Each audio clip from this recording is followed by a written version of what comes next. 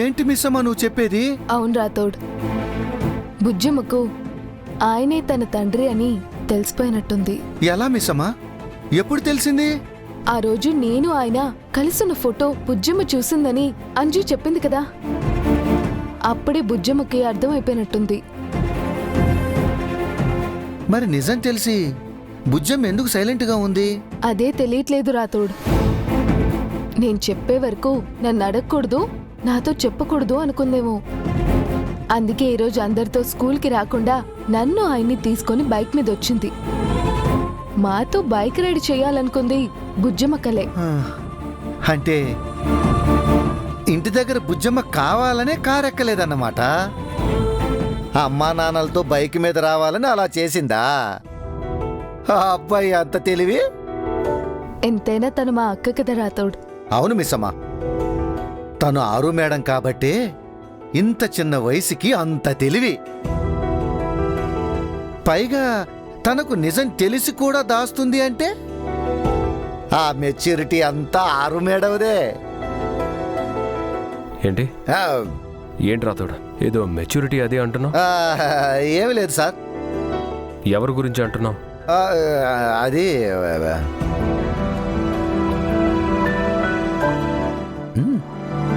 నా కూతురు గురించి అంటున్నాడు. నా కూతురికి అన్నీ మా అక్క పోలికలే వచ్చాయి. హలో, తను నాకు కూతురే. రాథోడ్, అవును, నా పాప గురించి నీకు తెలుసా రాథోడ్? అదేంటి సార్, నాకెలా తెలుస్తుంది?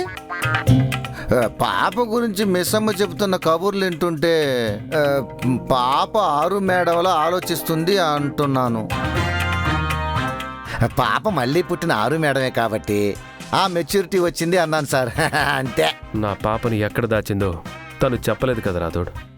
ఆ టైం వచ్చినప్పుడు చెప్తానన్నారు కదా సార్. నాకు పాపను చూడాలనిపిస్తుంది, రోజు గుర్తొస్తోంది. తనని మిస్ అవుతున్నాను. మీరు మీ కూతురుతోనే ఉన్నారు, మీరే నాన్న అని మన కూతురికి తెలిసిపోయింది. ఇక మీకు మాత్రమే తెలియడమే మిగిలింది. నా కూతురు గురించి చెప్పకుండా నువ్వెన్నో రోజులు దాయలేవు బాగి. తను ఒక కూతురు మాత్రమే కాదు, నా కోసం తిరిగి వచ్చిన అరుంధతి కూడా. తను ఎక్కడున్నా నాకు దగ్గరవుతుంది. త్వరలో మేం కలుసుకుంటాం, నువ్వు ఆపలేవు. ఆల్రెడీ మీరు కలిసిపోయారు సార్. ఏంటి? ఏముంది సార్, మీరు పాప కలుస్తామన్నారు కదా సార్. మీరు ఆ మాట అన్నారంటే కలిసిపోయినట్టే అంటున్నాను. ఈ మధ్య నీ మాటలు కాస్త మిస్టీరియస్గా ఉంటున్నాయి రాథోడ్. తనలా నువ్వు కూడా నా దగ్గరేం దాచట్లేదు కదా? అయ్యో సార్, నేను మీ ఉప్పు కారం తిని పెరిగినండి సార్. మీకు ద్రోహం చేస్తానా? నన్నే అనుమానిస్తున్నారా? ఆపు రాథోడ్, నీ సాల్ట్ అండ్ పెప్పర్ స్టోరీస్ నాకొద్దు.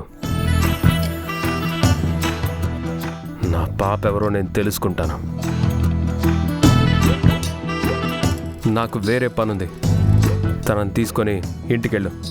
మరి ఆఫీస్ సార్? నేను వచ్చాక వెళ్దాం. Okay sir, bye.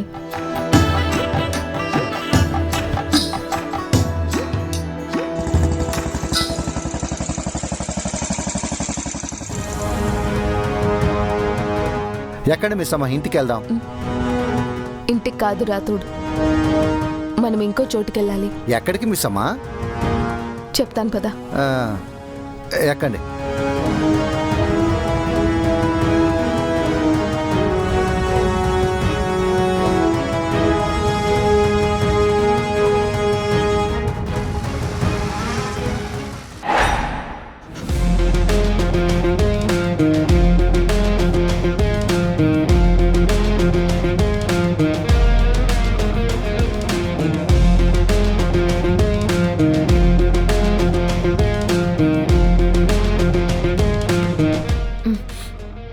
ఈ మధ్య నేను హెల్త్ మీద అందం మీద సరిగ్గా దృష్టి పెట్టట్లేదు.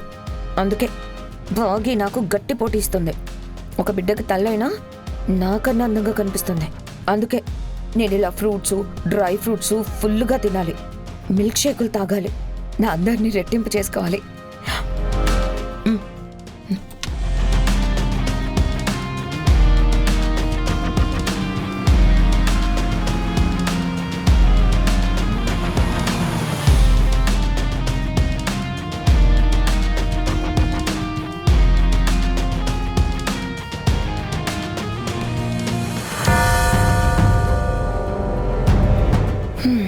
వచ్చింది వీళ్ళనా ఇంకెవరో అనుకున్నాను.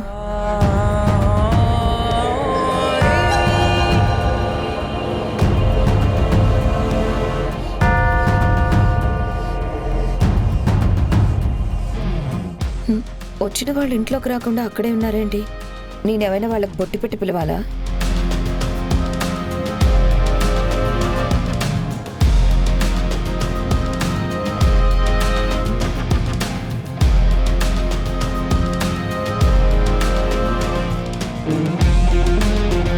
ఎవరొచ్చారు?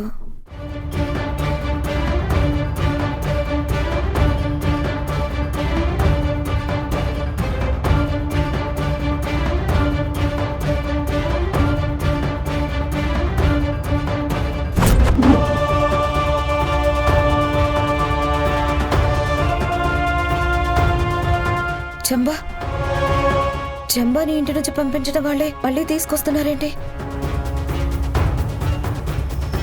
రా యాదమ్మా. వెల్కమ్ బ్యాక్ యాదమ్మా, పదా.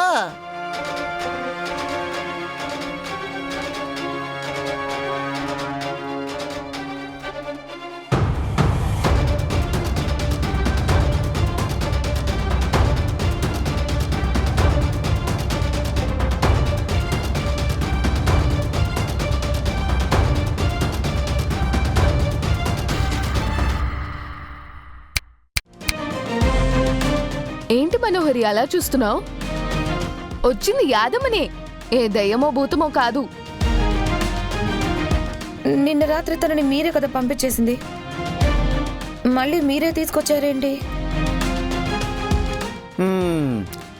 యాదమ్మ తిరిగి రావటం మనోహర్ గారికి ఇష్టం లేదనుకుంటా మిస్ అమ్మా. అవునవును, మనోహరి మాట తీరు చూస్తుంటే అలానే ఉంది.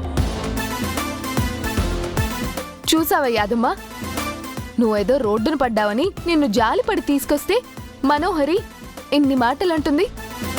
అంతా చూస్తూనే ఉన్నాను మేడం. శత్రువులు ఎక్కడో లేరు. నీలిరంగు చీరలో నా ఎదురుగానే ఉన్నారు. యాదమ్మా, నేను ఈ శత్రువుని కాదు. అవును, క్లోజ్ ఫ్రెండ్వి. నేను కూడా నీ మంచి కోరేదాన్నే. ఇద్దరు కొంపలు కూల్చేవాళ్లే. నిన్ను వెళ్ళిపోమని నిన్న అమర్ చెప్పాడు కదా, నువ్వు మళ్ళీ తిరిగి వచ్చినందుకు తను ఏమంటాడో అని అలా అన్నాను.